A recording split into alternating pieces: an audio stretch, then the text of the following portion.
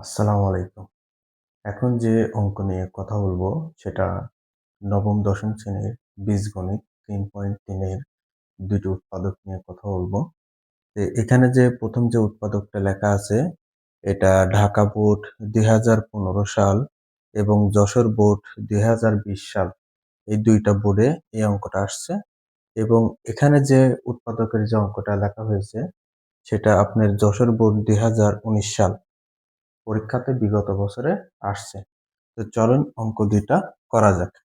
তো এখানে যে অঙ্কটা আছে সেটা যদি করতে হয় তাহলে a স্কয়ার করতে আমরা এখানে a স্কয়ার লিখব। লেখার পরে এখানে আপনাকে ২ টা সংখ্যা লিখতে হবে। সেই ২ টা সংখ্যা যোগ বিয়োগ করে এটা হবে এবং ২ টা সংখ্যা গুণ করে -6 হবে। তো আমরা যদি এখানে -৬ টা a নিই আর প্লাস যদি ১ টা a নিই তাহলে দেখেন -৬ টাকে যদি আমি প্লাস ১ টা দিয়ে দিই তাহলে হবে মাইনাস কয়টা? ৫ টা a। আর এই -6 আর এর আগে কিছু নাই মানে 1 অর্থাৎ এই -6 আর এখানে 1 যদি গুণ করি তাহলে হবে -6। তো আশা করি এই বিষয়টা বুঝতে পারছেন। অর্থাৎ এইটা থেকে যদি এইটা দিয়ে দিই তাহলে হবে এইটা এবং এইটা আর এইটা যদি গুণ করি তাহলে হবে হচ্ছে -6। এখানে উপরে স্কয়ার মানে a ২ টা আর এখানে 6 এর পাশে a আছে কয়টা? ১ টা। তাহলে এখান থেকে যদি একটা কমন নেওয়া হয় তাহলে এখানে আরেকটা a থাকে। মাইনাস করতে মাইনাস। এটাকে আমি এখানে কমন নিয়ে এখানে লিখেছি। তাহলে এখানে শুধু পড়ে আছে কত? 6। এই প্লাস করতে প্লাস। এখন খেয়াল করেন a এবং 6 এর ভিতরে কোনো কিছু কমন যাচ্ছে না। তো যখন কোনো কিছু কমন যাবে না, তখন যাবে হচ্ছে কত কমন? 1। তো এখানে a করতে a, মাইনাস করতে মাইনাস, 6 করতে 6। খেয়াল করেন। এর সাথে যদি a গুণ করেন তাহলে a স্কয়ার। a মাইনাস করতে মাইনাস। এর সাথে যদি 6 গুণ করেন তাহলে 6a। a প্লাস করতে প্লাস। 1 এর সাথে যদি a গুণ করেন তাহলে a। 1 এর সাথে যদি -6 গুণ করেন তাহলে -6।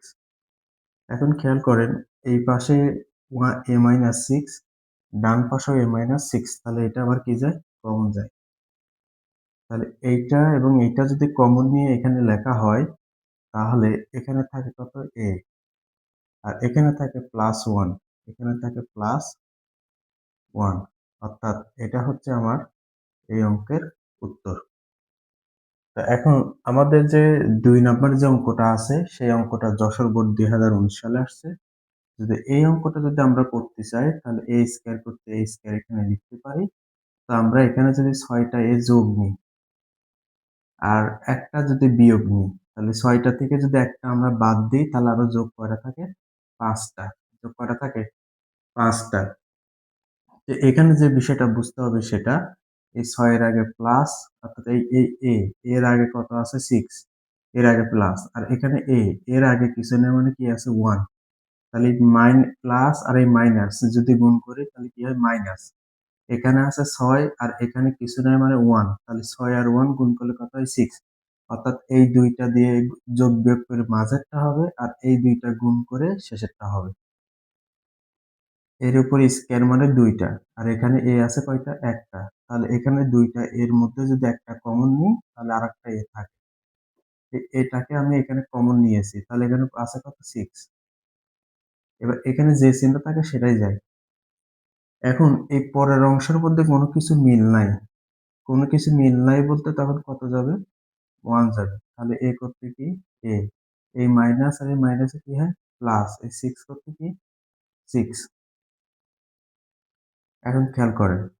এর সাথে গুণ করলে হয় স্কয়ার, এর সাথে 6 গুণ করলে হয় 6a। মাইনাস করতে মাইনাস। 1 এর সাথে গুণ করলে হয় এই মাইনাস প্লাসে মাইনাস, 1 এর সাথে 6 গুণ করলে হয় 6। এখন দেখেন এখানে a+6 এখানেও a+6 এটা আবার কি যায়? কমন যায় a+6 তো a+6 যদি চলে যায় তাহলে এখানে থাকে কত? a+6 চলে গেলে এখানে কি থাকে? -1 আর এটাই হচ্ছে এই অঙ্কের অ্যান্সার। তো এখানে যে ২ টা উৎপাদক করা হয়েছে এটা বিগত সালের প্রশ্ন। অ্যা একটা ঢাকা বোর্ড ১৫ এবং যশোর বোর্ড ২০ এবং আরেকটা যশোর বোর্ড ১৯। তো আশা করি এই উৎপাদকের যে ২ টা অঙ্ক এখানে করা হলো তো আশা করি সবাই বুঝতে পারছেন।